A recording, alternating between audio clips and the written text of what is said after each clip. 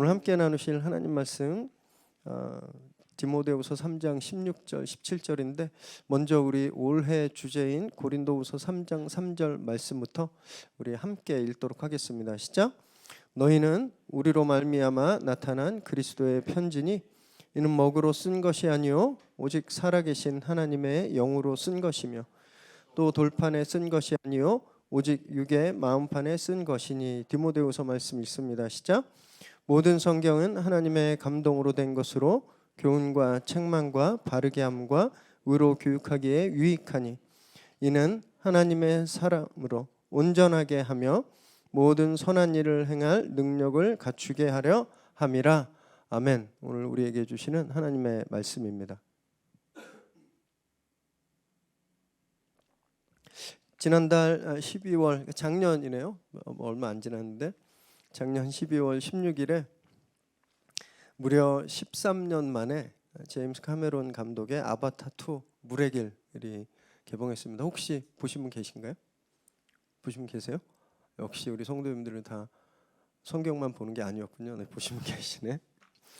12월 말까지 개봉하고 12월 말까지 약 보름 동안 상영한 통계를 냈는데 작년 전 세계에서 개봉된 모든 영화보다 더 최고의 흥행 수익을 올렸습니다. 보름 동안 개봉됐는데 1년 전체를 통틀어서 가장 높은 최고 흥행을 기록했어요. 수익이 어마어마합니다. 보름 동안 15억 2천 달러, 우리나라 돈으로 약 2조를 번 거예요. 더 놀라운 건 뭔지 아세요? 손익분기점을 못 넘었답니다. 그래도 영화 역사상 최대 제작비가 들었대요. 그래서 2조를 벌었는데도 아직 BEP가 넘지 않은 거예요. 우리나라에서도 개봉되고서 정말 엄청 화제였습니다. 용산 IMAX는 한 달 동안 표를 못 구했어요. 새벽 1시, 2시, 3시 표도 없었답니다. 그냥 꽉 찼대요. 또 이게 연말 분위기하고 딱 맞아가지고 난리였습니다. 전국적으로 막 매진 사태를 이루어 갔어요. 저도 굉장히 기다렸던 영화라 너무 보고 싶었는데 사람 많은 걸 좀 되게 싫어하거든요. 그래서 나중에 좀 한가해 좀 봐야 되겠다 좀 미뤄두고 있습니다. 근데 좀 되게 궁금했어요. 영화 평이 어떤지. 정말 기대했던 것만큼 잘 만들어졌는지. 그래서 평론가들의 평들을 보고 또 포털에 사람들 후기들을 이렇게 스포일 안 되게 좀 잘 읽었는데 너무 재밌더라고요. 어떤 평론가는 1편보다 못하다 이렇게 얘기한 평론가도 있었고 또 어떤 평론가들은 2편이 훨씬 더 낫다. 아주 팽팽했습니다. 그리고 또 사람들이 보고 이게 자기 블로그나 포털에 이렇게 올린 글들을 보니까 어떤 사람들은 막 정말 화려한 3D 그래픽에 막 너무 압도당했다. 이 감동 포인트를 그렇게 잡은 분도 있고 또 어떤 분은 이 제임스 카메론의 세계관에 대해서 또 놀랐다 이런 얘기도 있었습니다. 그리고 더 흥미로웠던 거는요. 극장마다 다르다는 거예요. 극장마다. 일반 상영관에서 보는 거하고 IMAX에서 보는 거하고 다르고 3D에서 보느냐 4D에서 보느냐가 다 다르대요. 그래서 어떤 분들은 무조건 4D 상영관에서 봐라. 그래서 막 날아다닐 때 휘청거리기도 하고 바람도 느끼고 그래야 이 영화는 진짜 볼만하다. 이런 평들을 사람들이 한 영화를 아바타2를 보고 느끼는 감동이 다 달랐다는 겁니다. 심지어는 어느 장소에서 보느냐에 따라서도 감동이 다 달랐다라는 거예요.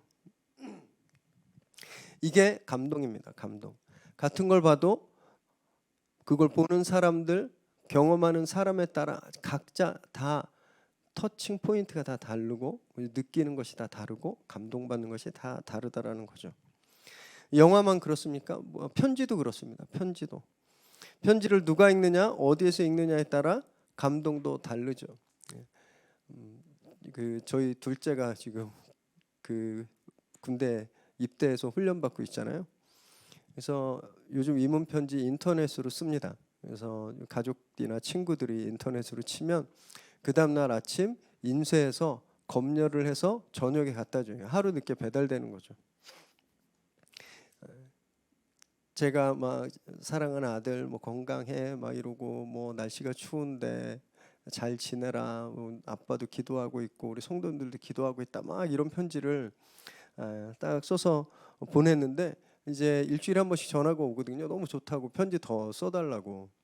근데 얘가 군대 가기 전에 지방에서 게임하는데 제가 편지를 써서 사랑하는 아들 이러고 갖다 주면 쳐다도 안 보겠죠.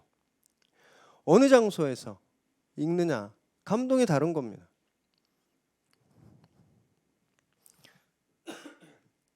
제가 보낸 편지를 행정병이 잘못해서 건이가 109번 훈련병인데 110번한테 갖다 줬다고 생각해 보세요.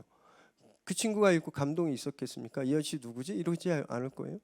누가 읽는가, 어디서 읽는가, 감동이 다른 겁니다.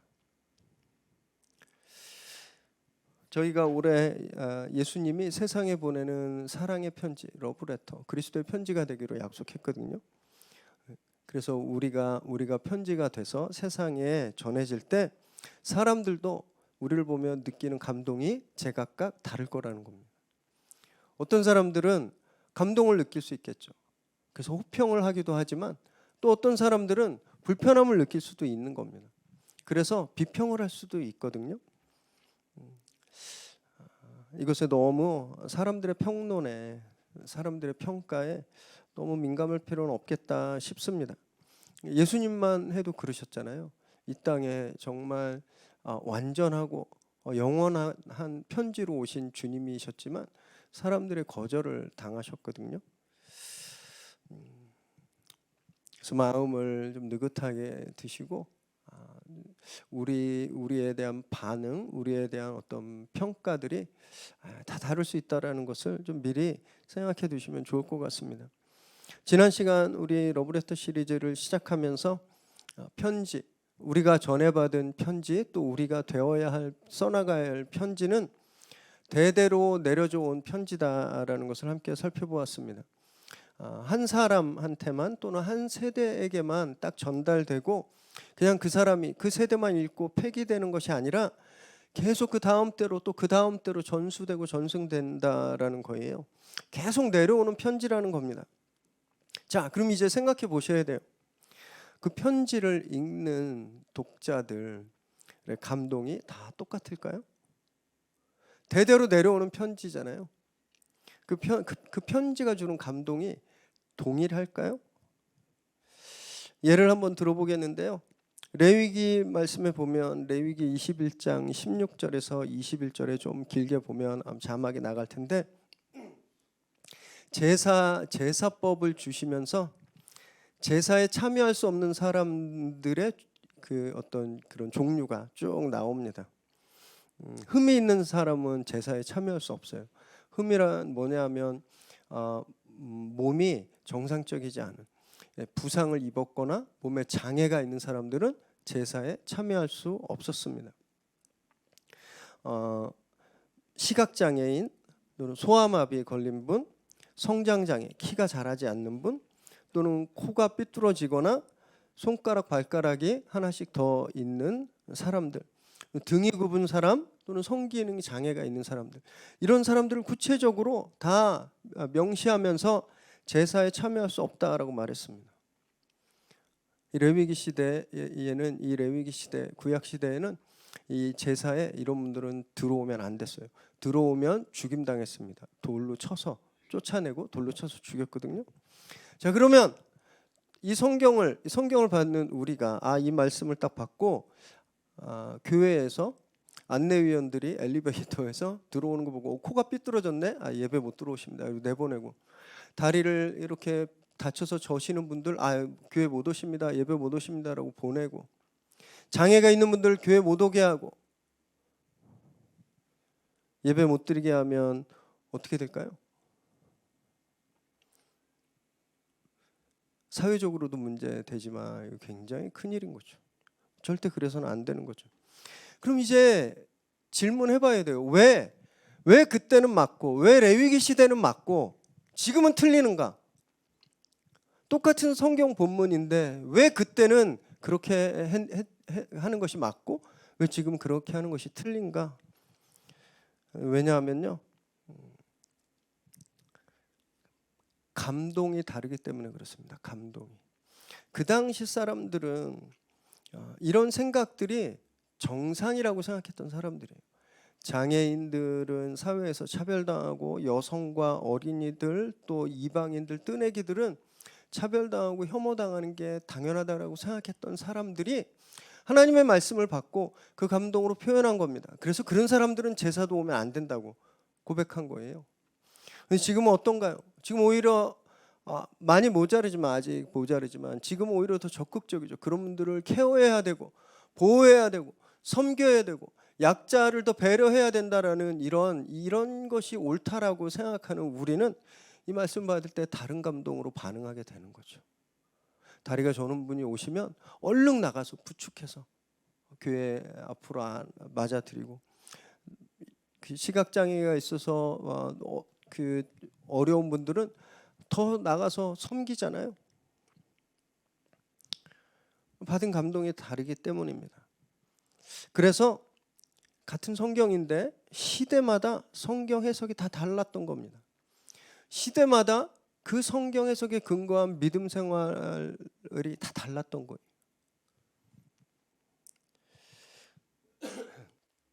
그러면 기준이 뭘까요? 아무 감동이나 다 괜찮은 걸까요? 원래 다 다르니까 그냥 읽고 내가 받은 감동대로 내 마음대로 다 해도 된다, 이렇게 생각해도 될까요? 그렇지 않습니다. 기준이 없이 이혈령 비혈령처럼 뭐 코에 걸면 코걸이, 귀에 걸면 귀걸이처럼 그냥 아무렇게나 성경 말씀을 해석하고 그렇게 하는 게 아니에요. 성경은 분명한 기준과 분명한 어떤 그런 가이드라인을 우리에게 주고 있습니다. 그리고 그렇게 성경의 감동의 기준을 주시는 분, 성경을 시대마다 가장 알맞는 가장 바람직한 감동을 주시는 분, 성령님이세요. 성령의 사역이 바로 그런 사역이었습니다. 그래서 이렇게 말할 수 있죠. 성령님께서 우리를 감동해서 성경을 이해하고 그 우리에게 대대로 내려오는 편지에 감동을 주시기 때문에 우리가 대대로 물려받은 편지는 하늘로부터 온 편지다, 이렇게 말할 수 있는 겁니다. 오늘 주제 본문을 함께 올해 주제 본문 함께 읽어볼까요? 고린도서 3장 3절 다시 읽습니다. 시작. 너희는 우리로 말미암아 나타난 그리스도의 편지니 이는 먹으로 쓴 것이 아니요 오직 살아계신 하나님의 영으로 쓴 것이며 또 돌판에 쓴 것이 아니요 오직 위에 마음판에 쓴 것이라. 바울이 너희는 그리스도의 편지다라고 말하면서 이 편지는 먹으로 잉크로 쓰여진 게 아니라 살아계신 하나님의 영, 성령으로 쓰여진 편지다라고 분명히 말씀하고 있습니다. 이것이 성령의 감동인 거예요.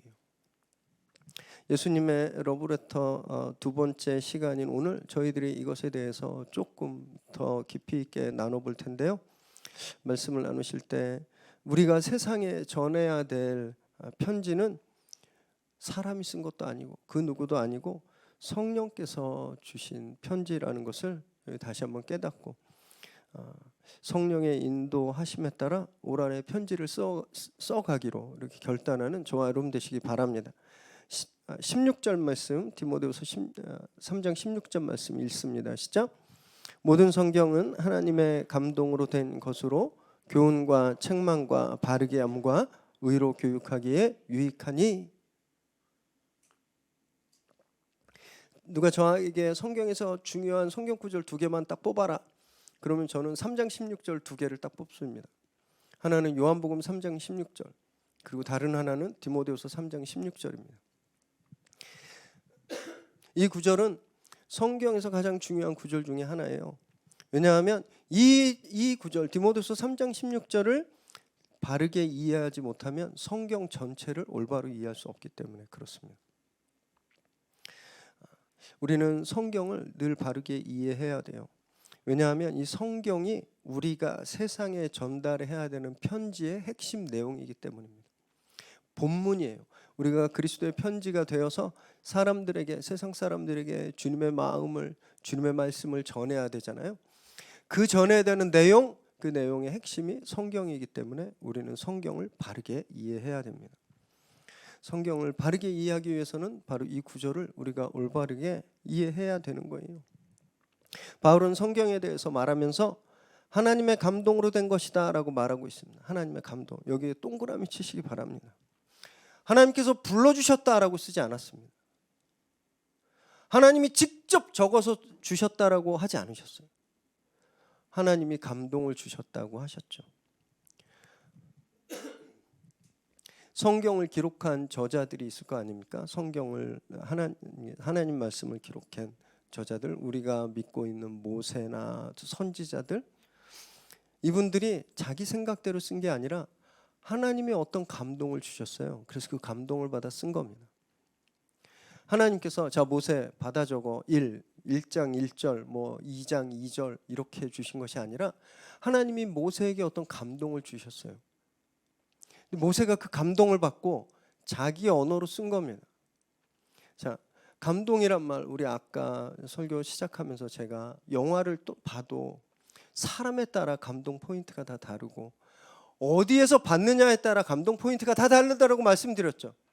이게 뭐냐 하면 감동받는 사람의 지적이고 감성적이고 영적인 그런 한계 안에서 표현되기 때문에 그렇습니다.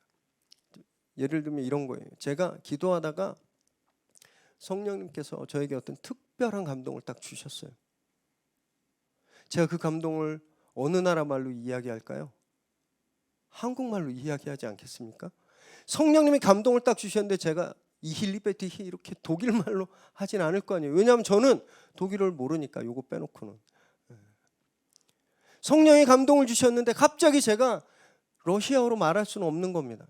왜냐하면 그게 제 한계이기 때문에 그래요. 저는 러시아 말을 할 수 없고 독일어도 할 수 없고 불어도 할 수 없습니다. 제가 할 수 있는 한계의 그릇, 한계, 한국어에서 성령이 주시는 감동을 말하는 거죠. 이것과 마찬가지라는 거예요. 하나님이 모세에게 감동을 주셨습니다. 그래서 모세가 하나님의 가르침을 감동을 받고 자기 언어로, 자기 생각대로, 자기의 모든 지적이고 영적이고 문화적인 한계에서 쓴 겁니다. 그래서 아까도 말씀드렸지만 레위기 말씀처럼 장애인을 예배에 들어오지 못하게 하고 환자들을 예배에 들어오지 못하게 하고, 왜냐하면 그게 그 한계였기 때문에 그래요. 한계. 이걸 분명히 아셔야 됩니다. 여기 하나님의 감동이라고 할 때 이 감동을 원어로 직역하면요, 하나님께서 숨을 내뱉으시다라는 말입니다. 하나님이 후 하고 숨을 불어넣으신 거예요. 이게 하나님의 감동입니다. 하나님의 사운드가 아닙니다. 하나님의 월드가 아니에요. 하나님이 말씀을 주신 게 아니라 하나님이 호흡을 훅 하고 불어넣으셨어요. 하나님이 이거보다 먼저 숨을 불어넣으신 사건이 있죠. 창세기 2장 7절을 우리 함께 읽습니다. 시작. 여호와 하나님이 땅의 흙으로 사람을 지으시고 생기를 그 코에 불어넣으시니 사람이 생명이 되니라. 흙덩이로 사람을 만드시고 나서 그 코에 숨을 후 하고 불어넣으시니까 그 흙덩이가 살아났습니다.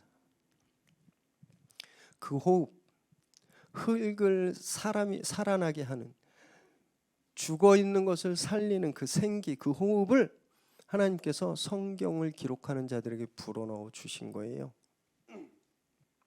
그래서 그 기자들이 그 호흡을 들이마시고 자기의 감동들을 써낸 겁니다. 팩트를 주신 것이 아니에요. 몇 년 몇 월 며칠 무슨 일, 몇 년 몇 월 며칠 무슨 일, 이런 팩트를 주신 것이 아니라 하나님이 호흡을 주신 겁니다. 많은 분들이 성경에 원본이 있다고 생각하십니다. 절대 성경 원본이 없습니다. 성경 원본이 없어요. 현재 존재하는 모든 성경은 다 사본이고 번역본 또는 번역본의 번역본입니다. 우리가 말하는 원어 성경, 원문, 이거는 오리지널 성경을 뜻하는 것이 아니라 그냥 가장 기본이 되는 사본의 랭귀지를 말하는 겁니다. 그래서 구약 성경은 히브리어나 아람어, 원어라고 할 때 히브리어와 아람어를 말하는 거고요. 신약 성경 원어라고 할 땐 헬라어를 주로 말합니다. 근데 이 버전이 얼마나 많은지 아세요? 히브리어로만 쓰여진 구약 성경은요 5종류가 넘습니다. 신약은 어마어마합니다. 신약은 그리스어 사본은 5,600개가 존재합니다. 지금 없어진 것도 되게 많아요. 근데 지금 가지고 있는 5,600개가 넘고 라틴어 사본이 1만 개가 넘습니다. 그 외에 500개 이상의 다른 언어로 쓰여진 사본들이 존재해요. 그리고 비교적 오래된 사본들을 서로 비교하면 몇 군데나 차이 나는지 아세요? 신학자들은 이런 거 연구하는 분들이더라고요. 무려 30만 구절이 차이가 납니다.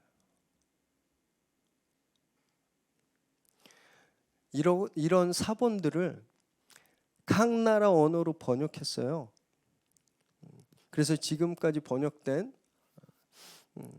단권 성경, 뭐 시편, 뭐 마가복음 이렇게 쪽복음 성경까지 포함해서 현재 3,400개가 넘는 언어로 성경이 번역되어 있습니다. 어마어마하죠. 저희는 한글 성경 딱 하나만 있는 줄 알았는데 지금 이 시대에 존재하는 성경이 어마어마한 겁니다. 여러분 이 번역들 사이에, 이 버전들 사이에 오타가 없을 것 같습니까? 오역이 없을 것 같아요. 투성입니다. 투성. 우리나라만 해도요 공인된 한글 성경이 몇 개 있는지 아세요? 22개. 22개. 저도 설교 준비할 때 그 중에 최소한 3개를 봅니다. 교단들마다 이거 쓰세요. 자기 교단 소속 교회들에게 이 성경 쓰세요. 다 제각각 달라요. 어떤 교단은요 킹 제임스 버전이라는 책이 있습니다. 이거 흠정역이라고 그걸 킹 제임스 버전을 한국말로 번역해 놓은 책이 있어요. 흥점역이라고 돼 있는데 어떤 교단이 몇 년 전에 이것만 성경이라고 얘기했습니다. 이것만 오류가 없다. 그래서 막 2단 시비가 막 붙었기도 했고요. 침례교는 어떤지 아세요? 예배 중에 성경에 세례란 말이 나오잖아요. 그러면 공예배에서 그 세례를 침례로 바꿔서 읽습니다. 현재 한국에서 가장 많은 교회에서 사용하고 있는 성경이 저희가 보는 개역 개정판 성경입니다. 개역 개정판. 제가 알기로 한 20몇 년 걸렸어요. 이게 교단들에서 신학자들과 목사들이 모여서 번역을 하는데 이것도 몇 번째 버전인지 아세요? 4번째 수정판입니다. 4번째 수정판. 무엇을 말하나요? 계속 뭐가 잘못된 번역이 나오고 잘못된 단어가 나온다라는 거예요. 그래서 계속 그걸 수정하는 겁니다. 이런 상황에서 성경에 쓰여진 문자 그대로 받아들인다는 게 어떤 의미가 있을까요? 문자주의자들, 제가 굉장히 위험하다고 여러 차례 말했는데 성경에 쓰여진 건 무조건 팩트이기 때문에 이대로 안 하면 지옥 간다라고 말하는 게 문자주의자들인데 너무 어이가 없습니다. 어느 나라말 성경을 이야기하는 걸까요? 몇 번째 버전이에요? 첫 번째 수정본인가요? 4번째 수정본인가요?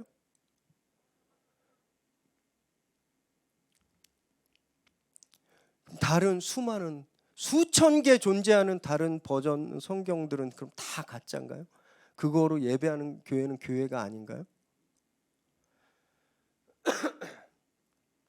성경에 오류가 없다라는 걸 성경 무오설이라고 합니다. 성경 오류가 없다.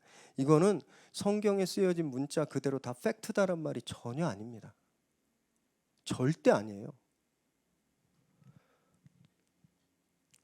하나님께서 사람을 창조하셨을 때 어디 흙을 갖다 쓰셨나요? 궁금해 보신 적 없으세요? 하나님이 흙으로 사람을 만들었는데 이게 모래를 갖고 만드셨을까? 아니면 하얀색 흙을 갖고 만드셨을까? 아니면 질퍽질퍽한 뻘을 가지고 만드셨을까? 아무도 궁금해하지 않습니다. 왜냐하면 흙의 종류가 뭔지 중요하지 않은 거예요. 뭐가 중요하죠? 생기. 모래로 만드셨든 까만 흙으로 만드셨든 그 중요한 것이 아니라 하나님이 호흡을 불어넣으셨을 때 살았잖아요. 킹 제임스 버전이든 개역 한글이든 천주교에서 보는 공동 번역이든 그것이 중요한 것이 아니라 그 성경에 하나님의 생기가 불어있는가, 그게 중요하다는 겁니다. 성경에 오류가 없다라는 말은 그거예요.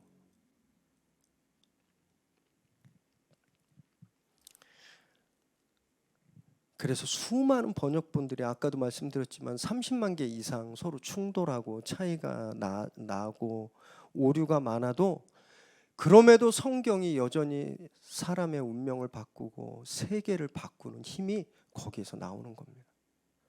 그곳에 불어넣으셨던 하나님의 생기, 하나님의 성령이 그 변화를 이뤄내는 겁니다.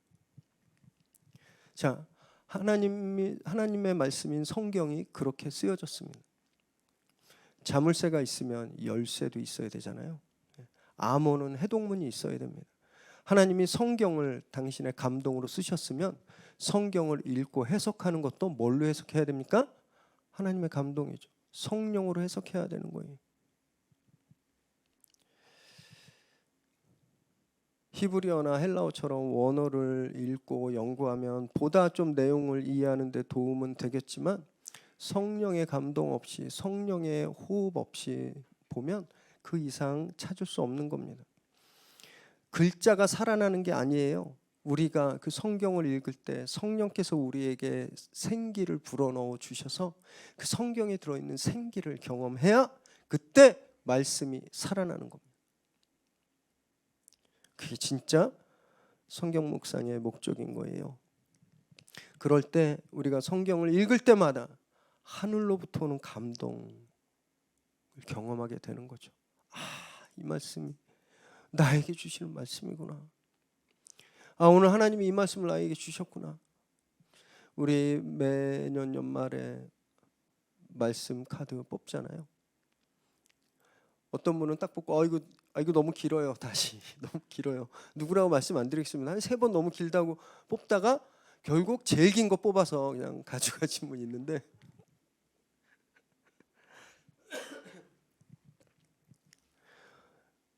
말씀을 딱 받았을 때 이거 올해 나에게 주시는구나. 그렇게 받아야 되는 겁니다.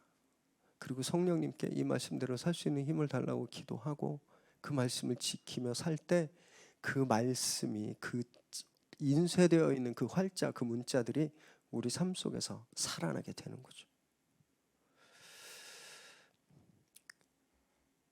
그것이 하늘로부터 온 편지가 되는 겁니다.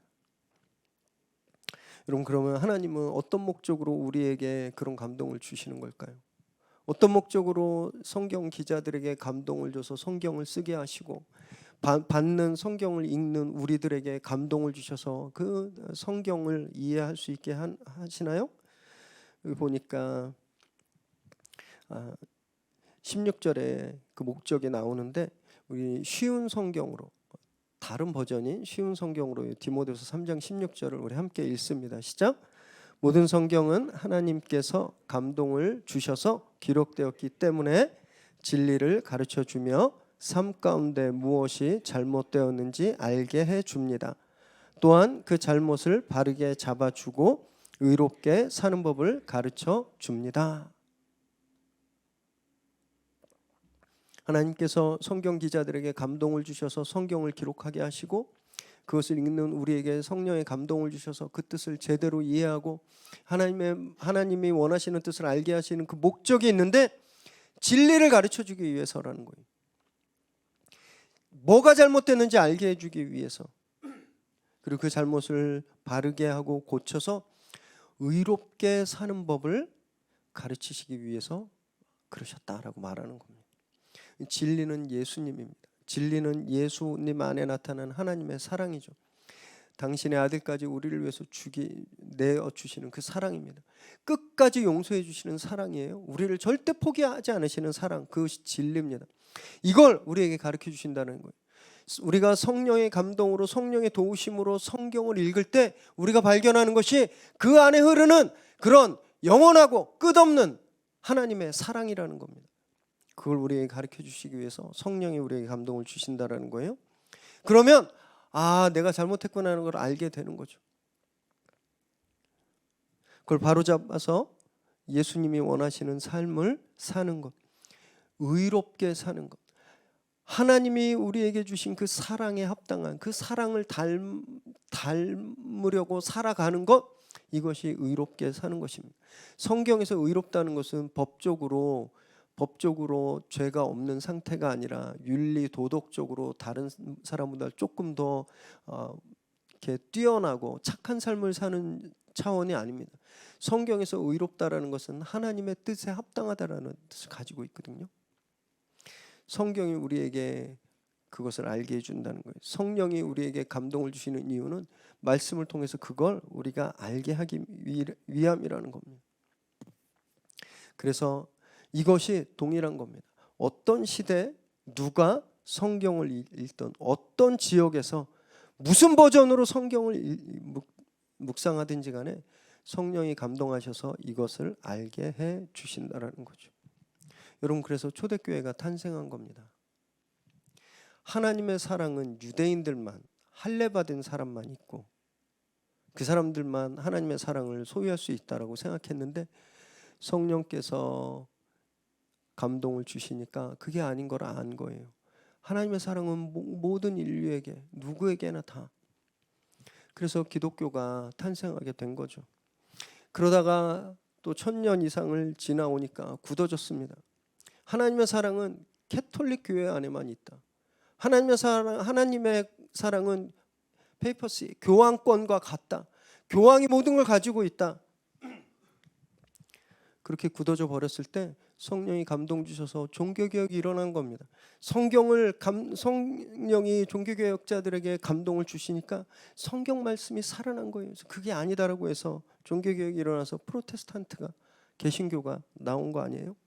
그러다 또 1000년 가까이 흘렀는데 500년 가까이 흘렀는데 굳어져 있고 더 이상 자유가 없고 시스템화되어 있어서 거의 죽은 것 같은 교회에 하나님께서 성령의 감동을 준 사람들로 인해서 회심운동이 일어나고 부흥운동이 일어났습니다. 교회 역사상 이런 일들이 계속 일어나고 있는 거예요.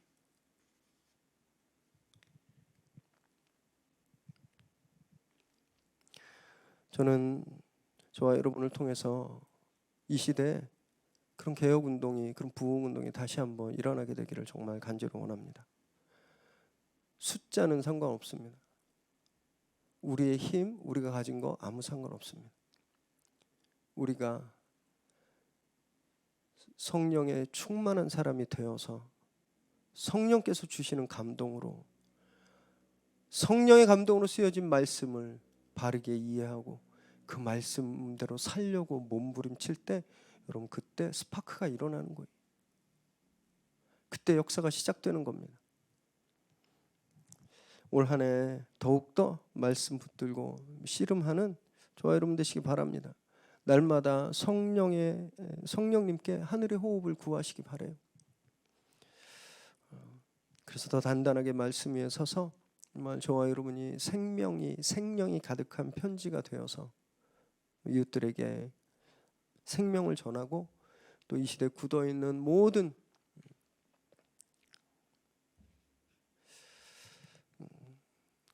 양심들을 자극하고 도전해서 변화의 주체들이 되시기를 주님의 이름으로 축원합니다. 17절 읽습니다. 시작. 이는 하나님의 사람으로 온전하게 하며 모든 선한 일을 행할 능력을 갖추게 하려 함이라. 이 말씀도 쉬운 성경으로 다시 읽겠습니다. 시작.